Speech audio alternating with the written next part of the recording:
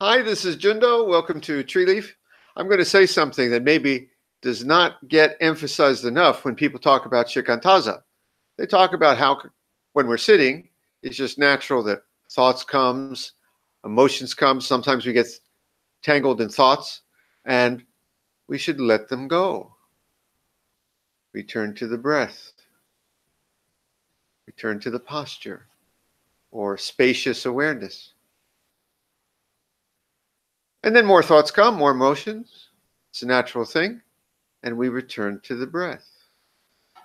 But what doesn't get emphasized enough is getting tangled in thoughts, having those emotional storms sometimes during Zazen is not only natural or just something that happens that we need to get past, but it's a vital aspect, a vital face of shikantaza. It's a good thing. Now let me explain. It's not that we should stay in the thoughts and emotions all the time. It's that the very process of having the thoughts and emotions and letting them go and having them return and sometimes having clarity through the thoughts and emotions is at the heart of shikantaza. There are some schools of meditation or some images about what Buddhism is all about that says what's supposed to happen is you're supposed to get in a deep, deep samadhi beyond all the thoughts of emotions. And you're supposed to stay there. And maybe when you get up, you're supposed to stay there too. And always be at peace and always be in clarity. I think that's not only not realistic, it's missing the real power of what illumination is all about, which is to be in this world of complexity and problems and troubles and things to think about, and yet see through it all. See the light that shines at the heart of it all, to be free. Let me explain again. Sometimes when I sit over there during our Zazen Kai, it looks like I'm beyond it all because no one can see inside my head. But what's really happening in there? You think I'm always in deep, deep, deep samadhi?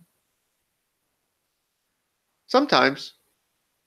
I've sat where I once sat for hours and hours, and it was like a second ticking on the clock. I was in a very, very profound place. It was nice. That's also part of the experience. Those times too. But most days when I'm sitting there, if you were able to open my head and look inside, you'd see that I'm thinking about getting the car fixed. What my wife said I have to pick up at the grocery. Something my wife said that really got my sometimes. You know, it happens. I've been married many years.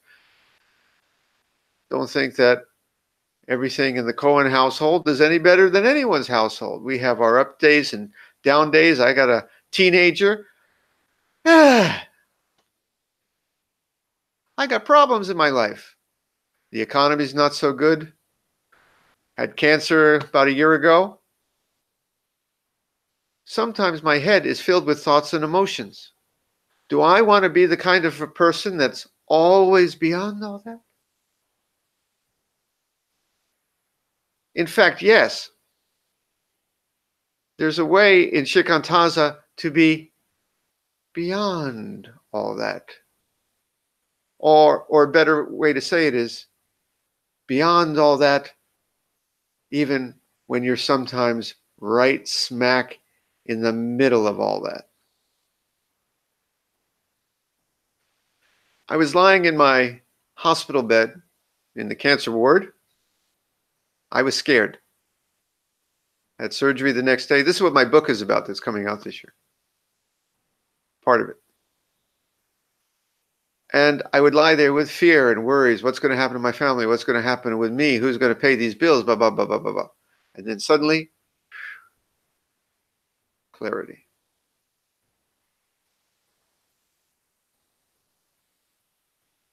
No bills to pay. No worry of death. And then those thoughts would come back. And I would repeat.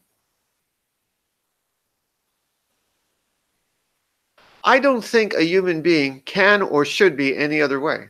We're programmed to be scared sometimes. We're programmed to plan for the future. That's what makes human beings great, our civilization. We're separate identities in the world that sometimes have conflicts with other people and situations in life. Get our goat. It's okay. If you're going to tell me that there were Buddhists in the past who weren't like that, I'm going to say those are the ones in the stories. I'm reading Dogen now from a book called Zoe Monkey, in which he's giving talks, and that guy had his little complaints about things, you see. He was having a lot of bad hair days too, and that was Dogen, our Soto founder. Anyway, let me get back to the story. So you sit there, and sometimes you're filled with some emotion, natural human emotion. It can be boredom. It can be a little fear, panic. It can be a little happiness about some good news, whatever. You know, you're thinking about life. And then you go, oh, I'm sitting Zazen. I'm not supposed to be doing this. So you let it go. You return to the breath or the posture or open awareness. And there's just wholeness, completion. Nothing lacking, nothing needing. It's a joy, a crystal clarity that holds all the chaos of this world. And then maybe some more thoughts come, and you repeat the process, and you repeat. Now, here's the funny thing that happens. The light of clarity starts to shine right through and as all the crap. All the beauty and ugliness in this world and all the problems are still there, but there's not a problem, no tension, no friction, yet there is. So get my point. The process of releasing thoughts and having thoughts and emotions and releasing them again and being in clarity and having thoughts is a good thing. It's part of shikantaza. If you think the point of shikantaza is to only and always be in that clear space 24/7 beyond time, I don't think so. I don't want to be that person. I want to be the person who's right in the rat race and free at once. Do you understand? If you didn't have that, you know the old escape artist Houdini? Imagine Houdini if there were no chains. Houdini needed the chains to take them off to be free, to put the chains on again, to be free again. And perhaps he realized that all the time that Houdini appeared to be wearing the chains, he was free all along. Imagine a weatherman who only had clear skies day after day after day without a cloud, without a storm. Who would need a weatherman? Some days are cloudy, some days are stormy, some days are perfectly clear. Do you know the sun is always shining behind the clouds, even on the stormiest day? That's our practice. We realize the light of clarity that shines through even the hurricane of life.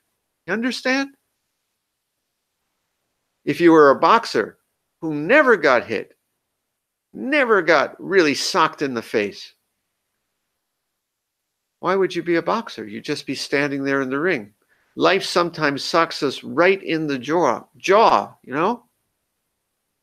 And yet in this practice, we know there's no one to be hit, even as, ow, the process of having thoughts, thinking about the groceries, thinking about what the wife said, thinking about your crazy teenager or the broken car or the problems at work or the economy or the craziness that's going on in Washington, the World War III,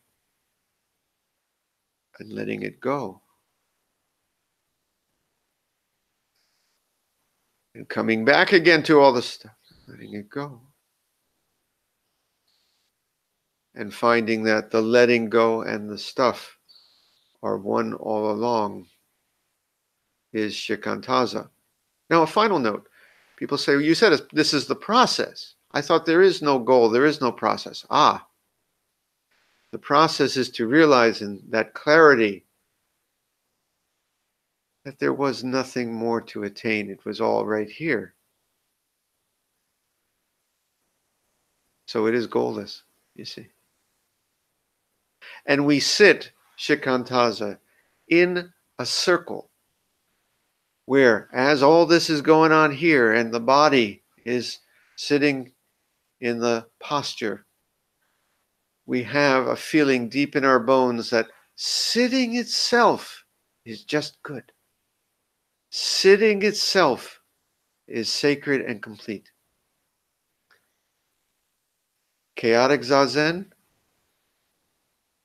is sacred zazen. Those moments of